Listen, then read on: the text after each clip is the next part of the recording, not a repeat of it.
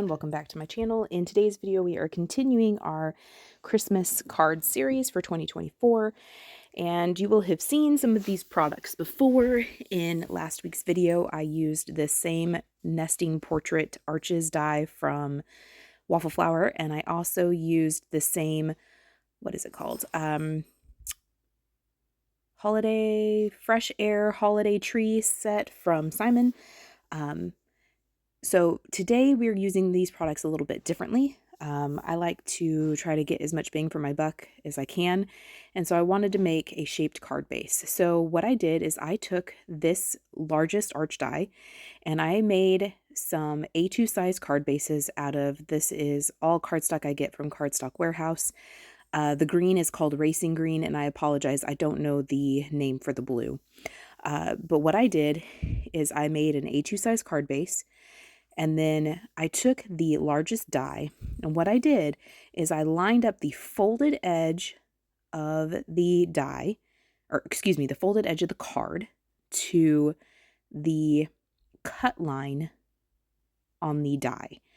So I wanted it to where it butted up against the cut line, butted up against the folded edge of the card, but did not go over it. If it goes over it, you're going to cut it out and you're just going to have two arches. But if you leave it to where it's on the left-hand side of that fold and it doesn't go over it, then you get an actual shaped card base. I hope that makes sense. I feel like it's easier to do than to explain, but that's what I did. And then I took the next size down and I cut some cream cardstock, that's from Paper Studio, just so that I could have kind of like a mat and a place to actually hold this tree. I'm using Simon Says Stamp Positively Saturated inks, and I went with kind of deeper tones today, a little less bright. There was cabbage, artichoke, and kale. And then I also am using a greeting from this set as well, and I cut that out from coordinating cardstock, so that green and that blue. And I kept the negative piece of that die so that I could do multiple stamping much quicker and much easier. And I'll show you that in just a minute. So similar to what we did in our previous video, I took the negative of the die and I placed the positive of the die into that. And this is going to make multi-stamping or mass producing much, much quicker and much easier. You don't have to sit there and realign the stamp each time. You don't have to use an acrylic block, although sometimes an occasion calls for an acrylic block. It makes it a lot faster, but this is not one of them. In this video, I am using the actual die. So I wanted to make sure that I die cut first. This tree is very forgiving. This layering stamp is very forgiving in the sense that you don't have to get things exactly lined up right for it to look beautiful and interesting. However, if you're going to use the die, it's better to die cut first so that you don't run the risk of cutting off part of your image, having it be kind of uncentered inside that die. So I did go ahead and keep the negative piece right here that I'm putting in and die cut and place the die cut inside of it. And then I will go ahead and stamp. My ink pads are very, very juicy. In fact, I think I over inked them. So, but what's beautiful about the positively saturated inks is that they do smooth out even when you got a little crazy with your re-inker. So this is the first layer. I don't think that it is super important for you to go in like color order. So when you do stamp layering, your lightest color is usually their first stamp, and it builds depth and darkness from there. However, this is one of those stamps that I don't think it would necessarily matter. I usually go in order just out of habit, but I don't think it'd really matter with this particular stamp. So I am using I think cabbage is the lightest color, and then I put the dies back in and I'm aligning the second stamp, which is the mid-tone, and that is the artichoke ink. And here I'm just making sure that from left to right and top to bottom, it looks like there's an even margin. And And that's what I was talking about with why, if you're going to die cut first and then do your stamping. So here I'm going to take that artichoke ink and stamp that down, and then we will be able to move on to the final layer. I am donating these cards to an organization based here in Texas that fights loneliness in nursing home residents. And so I want to make sure that these are flat and easy to mail. You could definitely embellish these. The stamp set has like decorative layers. I don't use them in this card, in any of the cards in this series, and definitely not in the cards today. Although you could heat emboss them in like a metallic or a white, that would be very beautiful. I just didn't do that today. You could add sequins or gems or enamel dots. I have done that in a previous video. That was last week's video. Here's that kale. Kale is the darkest. No, excuse me. We're still on the artichoke ink here.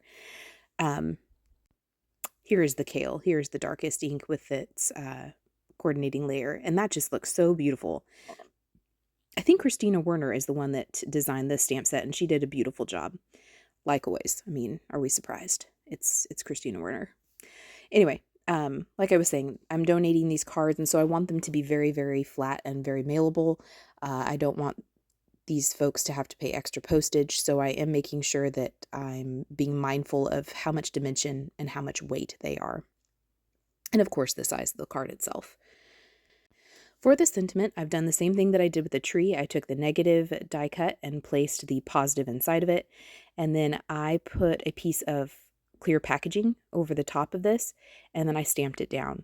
This helps me ensure that I have things aligned correctly so that I'm not wasting product and time trying to fiddle and get things aligned correctly. I can remove the stamp, wipe off the clear packaging, and try again.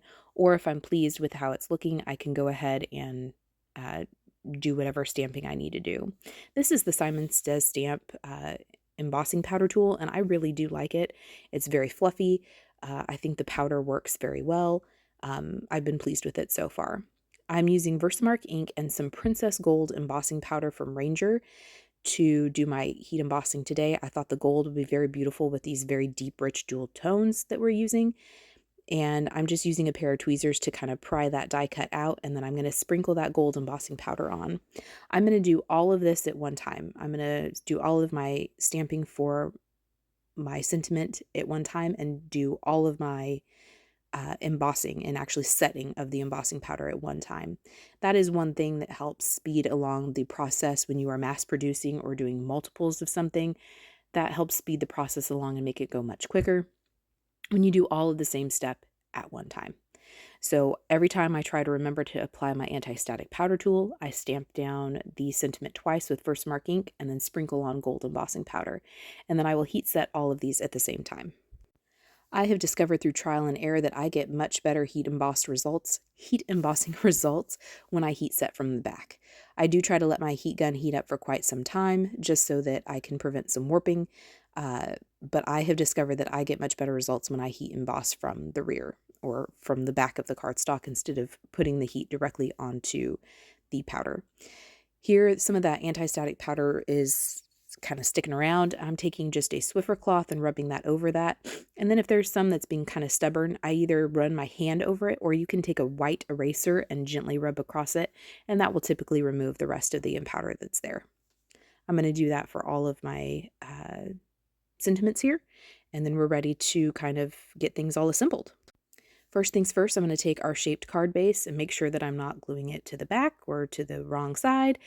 And I'm going to take that cream layer and just glue that down flat. And I'm going to do that for all of the cards. Just again, trying to be mindful of how much dimension I'm adding. And I'm going to use some magnets to hold that down so it dries and adheres well. Next, we're going to glue the trees on. Again, just using liquid glue and gluing them down flat, trying to center them and make sure that the top of the tree is kind of centered with the top of the card, the peak of that arch. And then again, use something heavy to kind of hold that tree down in place. If you were not going to mail these or were not concerned about mailing them, maybe you were putting them in with a package or you were going to hand deliver, I would absolutely add more dimension to this. I would add foam tape everywhere. But because I am trying to be mindful of that, I'm keeping them very, very flat. The next thing, I am going to take some foam tape. This is foam tape that I got off of Amazon. I'm really pleased with it. It is very cost effective. The backer comes off very easily. It is very sticky, but not like crazy sticky. And then again, things don't fall off of it either. It's like the perfect amount of stick. And it doesn't have some funky like odor to it either. It cuts very well. It doesn't tear very well, but it does cut very well. And I use some like Teflon coated scissors so that I don't have like glue gumming up all of my scissors. And those are what you see on the right hand side of the screen. I'm going to glue that down, and then that is going to be it for this card. I thought about adding like enamel Nuvo drops around there to look like snow.